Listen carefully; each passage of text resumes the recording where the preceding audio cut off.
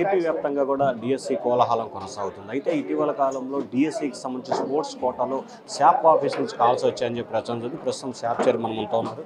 Sir ఏంటి sir మీ SAAP కార్యాలయం నుంచి డిఎస్సి క్వాలిఫై అభ్యర్థులకి 10-15 లక్షలు ఇస్తే మీకు పోస్ట్ వస్తుందని చెప్పి ఫోన్ కాల్స్ వచ్చాయని చెప్పి ఒక ప్రచారం జరిగింది.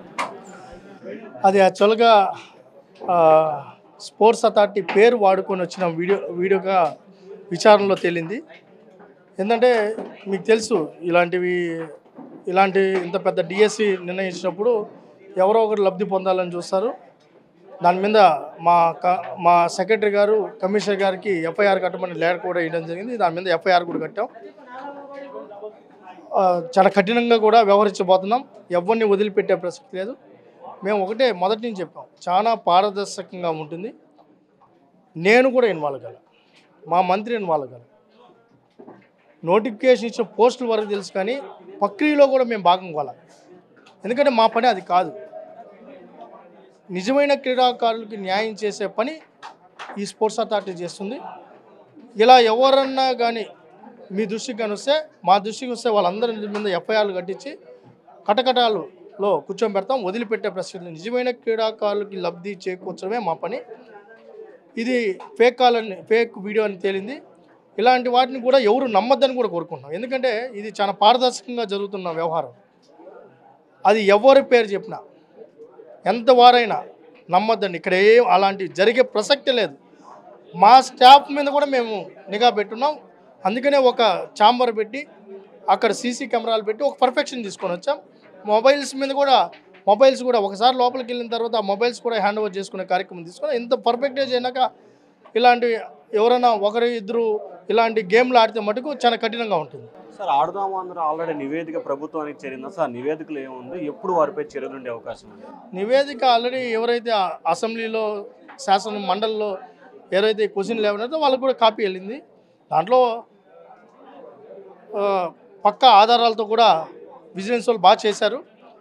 ఎవరైతే తప్పిదాలు జరిగాయో తన రిపోర్టు కూడా నేను కూడా చదివాను. రిపోర్టు చాలా ఏం జరిగిందో నీట్గా ఇచ్చారు. దాని మీద ఎఫ్ఐఆర్ కట్టిన తర్వాత ఫర్దర్ ఇన్వెస్టిగేషన్ వాళ్ళందరూ వస్తారు. ఎవరెవరైతే ఉన్నారో వాళ్ళందరూ కూడా ఇంకా విచారణకి రావాల్సిన టైం ఆసన్నమైంది. కోటమిరెడ్డి శ్రీధర్ రెడ్డి చంపడానికి ఒక వీడియో వైరల్ అవుతుంది. ఏంటి సార్ అది అసలు? ఇది నిజంగానే ఒక శాసనసభ్యుడి మీద ఈ విధంగా వీడియో రావడం అనేది నిజంగా చాలా కఠినంగా వ్యవహరించాల్సింది. అందుకే నిన్న మా హోంమంత్రి గారు, మా రాష్ట్ర పార్టీ అధ్యక్షుడు పల్లా శ్రీనివాస్ గారు వెంటనే మాట్లాడారు. ఇప్పుడు కూడా ఆయన ప్రెస్ మీట్ పెట్టారు. ఎవరైతే దాని వెనకాల ఉన్నారో మాట్లాడిన వాళ్ళు ఒకరు, దాని వెనకాల ఉన్న ఎవరైతే కారకులు ఉన్నారో వాళ్ళ మీద మేము కూడా మా ఎస్పీ గారు ఇన్వెస్టిగేషన్ చేస్తారు. ఎందుకంటే ఈ సంస్కృతి వైసీపీలో ఉంది.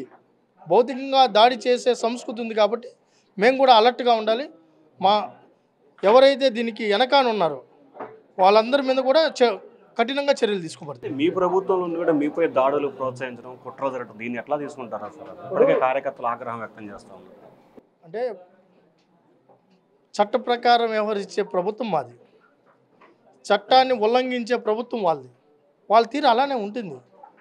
మంచోడు చెడ్డ రాక్షసుడు ఎట్లా ఉంటాడు? దేవుళ్ళకి అన్ని శక్తులు ఉన్నా రాక్షసుడు యుద్ధం ఉంటుంది.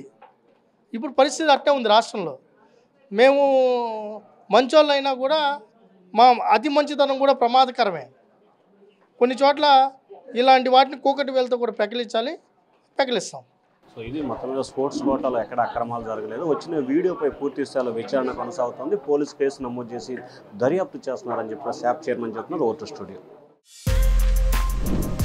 For more videos like this, subscribe Big TV channel.